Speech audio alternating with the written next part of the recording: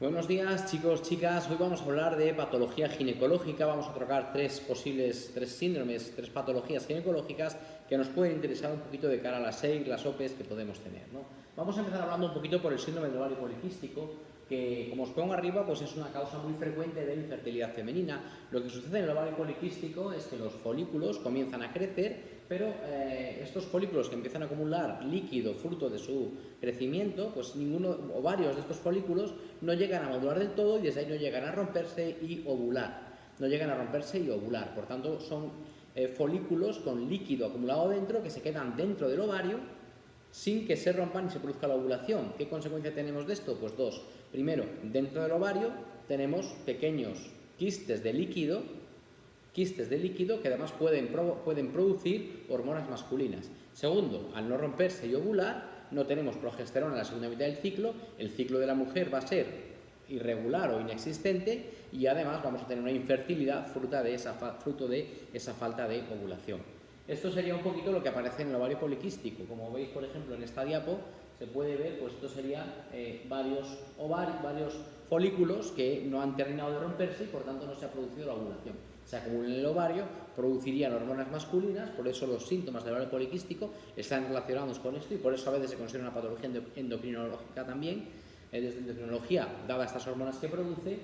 Y aquí lo podéis ver en la eco, pues este sería un ovario con los folículos que no se han roto, han acumulado líquido en su interior y que pueden enquistecerse. Por eso se llama síndrome de ovario poliquístico. ¿Qué clínica tiene?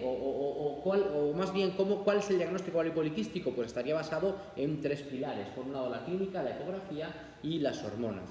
La clínica está muy relacionada con la parte de endocrinología. Hablaríamos de hirsutismo, obesidad y luego oligomenorrea o amenorrea. Hirsutismo, fruto de las hormonas masculinas, obesidad, hay cierta resistencia a la insulina, y oligomenorrea o amenorrea.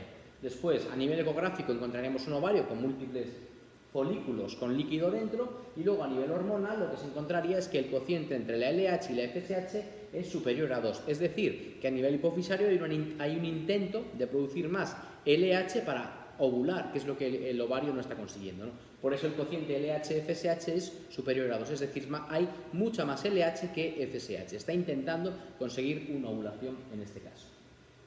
Pasamos a otra que vamos a ver de forma rápida, que sería la endometriosis. ¿Qué consiste la endometriosis? Pues consiste en tejido endometrial localizado fuera de la cavidad uterina. Pero claro, como tejido endometrial que es tejido que tiene capacidad para originar flujo menstrual cíclicamente.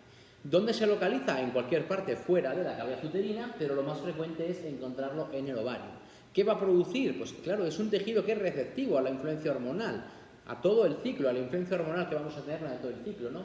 Entonces, ¿esto qué va a producir? Dolor menstrual, dismenorrea, en ocasiones van a aparecer quistes endometriósicos que pueden llegar a acumular sangre menstrual coagulada, es lo que llamamos quistes en chocolate, que sería lo que veis aquí en esta imagen. Esto es un quiste en chocolate, es tejido endometrial que se ha producido en el ovario, que fruto de la estimulación hormonal crece y forma esto que veis aquí, sangre menstrual coagulada. Esto es un quiste en chocolate. Esto requiere normalmente extirpación quirúrgica. Eso sería de forma básica y sencilla la endometriosis.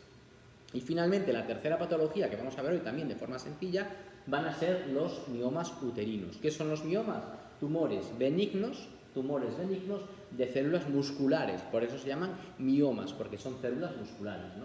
Son muy habituales en el periodo fértil, normalmente una de cada 4 o 5 mujeres, estamos hablando de un 20-25% de mujeres, tiene miomas, sobre todo en el periodo fértil de su vida, ¿no? Entre los 30 y los 50 años es cuando más miomas encontramos. Normalmente después, con la menopausia, suelen disminuir de tamaño, ¿no? También se le pueden llamar leiomiomas uterinos, también se podría llamar así, y contaros que hay que diagnosticar según un mioma, pues poner un apellido al mioma en función de dónde está localizado. De esta forma hablamos de miomas subserosos, intramurales y submucosos.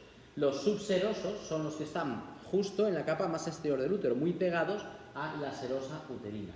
Y normalmente suelen provocar dolor o molestias por compresión de órganos vecinos, a veces incluso cierta urgencia miccional fruto de la compresión de la vejiga, por ejemplo.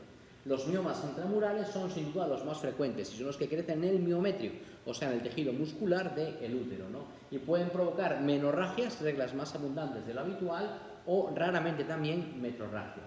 Y finalmente tenemos los miomas submucosos, que son los que están más pegados a la capa interior del útero, a la capa del endometrio, y en este caso podrían provocar sangrados y también dificultad para conseguir un embarazo por impedir la implantación del ovocito secundario. En este dibujo podéis ver un poquito la localización. Aquí veis, por ejemplo, un mioma subseroso, aquí veis un mioma intramural, otro mioma intramural, por ejemplo, y aquí veis un mioma submucosos, que son los que más consecuencias de cara al embarazo pueden tener, ¿no? Como os decía antes, los más frecuentes son los intramurales, los que están en el medio de la musculatura uterina, pero hay más tipos de miomas, por ejemplo los pediculados, como este que veis aquí, o como este que veis aquí. Este es un ejemplo de un mioma en una embarazada. ¿Qué pasa en el embarazo con los miomas? Que aumentan de tamaño. ¿Por qué motivo aumentan de tamaño?